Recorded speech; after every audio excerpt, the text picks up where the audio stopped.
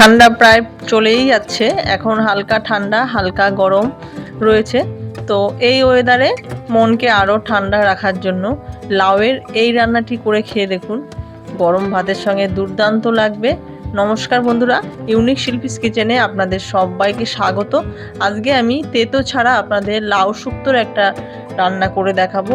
খেতে কিন্তু অসাধারণ লাগে, খুব ঝটপট তৈরি করে নেওয়া যায়। আসুন তাহলে আজকে আমাদের এই রান্নাটি কিভাবে করছি দেখে নিই। লাউ শুক্তো করার জন্য বন্ধুরা এখানে আমি ছোট একটা লাউ নিয়েছি। লাউটা একদমই কচি। এইবার লাউয়ের গায়ের খোসা ছাড়িয়ে আমরা লাউটাকে কেটে নেব। তো বন্ধুরা, আমার ভিডিওটা যদি আপনাদের একটু ভালো লেগে থাকে তাহলে একটা লাইক করে কমেন্ট করে সাবস্ক্রাইব করে পাশে থাকবেন, আর স্কিপ না করে পুরো ভিডিওটা দেখবেন। আশা করছি আপনাদের ভালোই লাগবে। লাউয়ের খোসা ছাড়িয়ে ভালো করে ধুয়ে পরিষ্কার করে নিয়েছি। এবার লাউটাকে ফালি করে কেটে নিলাম। কেটে নিয়ে এইবার আমরা কুচি কুচি করে কেটে নিচ্ছি রান্নাটি করার জন্য। তো দেখুন, এভাবে ছোট ছোট পাতলা পাতলা করে আমি লাউটাকে কেটে নিচ্ছি। একটু বড় সাইজ হলেও অসুবিধা নেই, আপনারা আপনাদের প্রয়োজন অনুযায়ী সাইজ করে কেটে নেবেন। তো আমি এইভাবেই লাউটাকে কেটে নিলাম।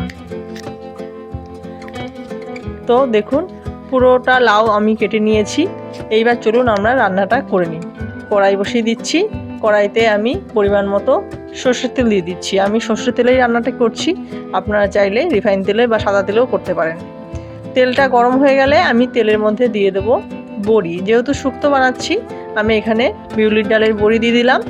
এবার বড়িটাকে ভালো করে লালচে করে ভেজে নেব।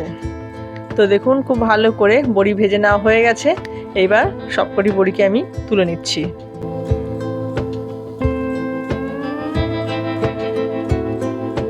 সব বড়ি তুলে নেওয়া হয়ে গেছে। এইবার ওই তেলের মধ্যেই আমি ফোড়ন দিচ্ছি একটা শুকনো লঙ্কা, আর দিলাম দুটো তেজপাতা, আর দিচ্ছি সামান্য একটু পাঁচফোড়ন। এবার শুকনো লঙ্কা, তেজপাতা, পাঁচফোড়ন একটু লালচে হয়ে গেলে তারপরে আমরা এর মধ্যে দিয়ে দিচ্ছি দেখুন সামান্য একটু আদা বাটা। আদাটা দিয়ে আমরা নাড়াচাড়া করে নেব। আমি এখানে পাঁচফোড়ন দিয়েছি, আপনারা চাইলে কিন্তু রাঁধুনি ফোড়ন দিতে পারেন বা সর্ষেও ফোড়ন দিতে পারেন। আমি পাঁচফোড়নটা দিয়ে বেশি ভালো লাগে খেতে, তাই আমি এখানে পাঁচফোড়ন দিলাম। আর দিয়ে দিলাম দেখুন 1 চামচ মতো রাঁধুনি বাটা। আদা আর রাঁধুনি ভালো করে নাড়াচাড়া করে নিয়ে সুন্দরভাবে কষিয়ে নেব। যেহেতু শুক্তো বানাচ্ছি রাঁধুনি তো দিতেই হবে। এই রাঁধুনিতেই রান্নাটা কিন্তু অনেক মাত্রায় স্বাদ বাড়াবে। আদা আর রাঁধুনি ভালো করে কষিয়ে নিয়েছি। কষিয়ে নেবার পর আমরা এখানে দিয়ে দিলাম যে লাউ কুচিয়ে রেখেছিলাম, সেই লাউ অ্যাড করে দিলাম। দিয়ে এবার ভালো করে মশলার সঙ্গে মিশিয়ে নিচ্ছি। ভালো করে মেশানো হয়ে গেছে। এইবার এই লাউয়ের মধ্যে আমি দিয়ে দিচ্ছি পরিমাণ মতো লবণ। লবণটা দিয়ে ভালো করে মিশিয়ে নিলাম। মিশিয়ে নিয়ে নাড়াচাড়া করে নিয়েছি। এইবার আমরা ঢাকনা চাপা দিয়ে এই রান্নাটিকে হতে দেবো। 10 মিনিট আমি ঢাকনা চাপা দিয়ে দিচ্ছি। কোনো রকম আমি জল দেব না, লাউ থেকে অনেক পরিমাণে জল বেরোবে যেহেতু লবণ দিয়েছি আর লাউটা অনেক কচি।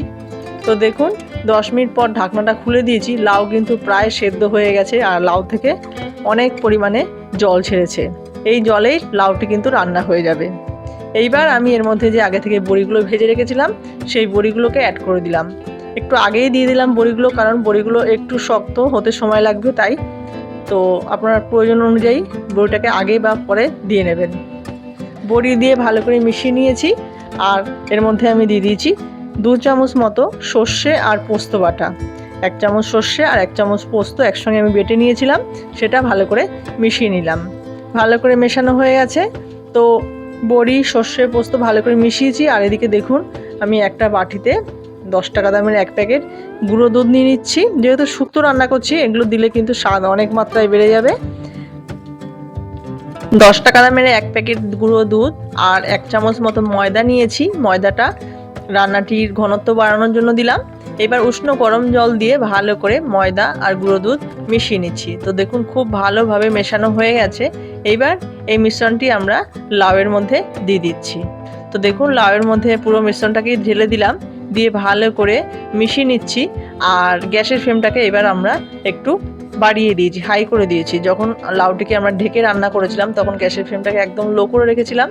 এইবার গ্যাসের ফ্লেমটাকে হাই করে নিয়ে রান্নাটি আমরা আরও 5 মিনিটের জন্য ফুটতে দিচ্ছি।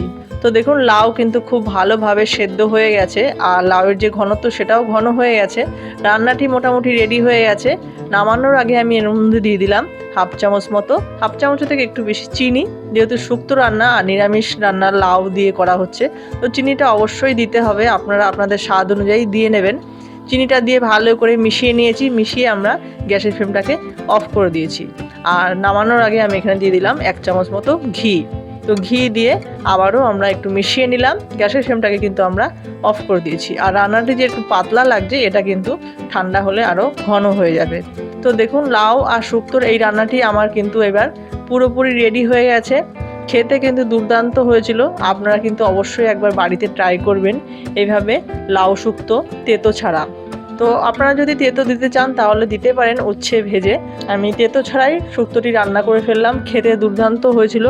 আপনারা অবশ্যই একবার বাড়িতে ট্রাই করবেন এইভাবে তেতো ছাড়া লাউ শুক্তো, বাড়িতে সবাই খেয়ে খুব প্রশংসা করবে। তাহলে বন্ধুরা আজকে আমাদের তেতো ছাড়া লাউ শুক্তোর এই রান্নাটি কেমন হয়েছে আপনারা কমেন্ট করে জানাবেন। আর রান্নাটি যদি একটু ভালো লাগে লাইক কমেন্ট শেয়ার করে সাবস্ক্রাইব করে পাশে থাকবেন। আর চ্যানেলে যারা নতুন বন্ধু আছেন তাদেরকে অসংখ্য ধন্যবাদ, পুরনো বন্ধুদেরও অসংখ্য ধন্যবাদ জানিয়ে আজকে ভিডিওটা আমি এখানেই শেষ করছি। আপনারা সবাই ভালো থাকবেন, সুস্থ থাকবেন, দেখা হচ্ছে পরবর্তী কোনো রেসিপি নিয়ে। ধন্যবাদ।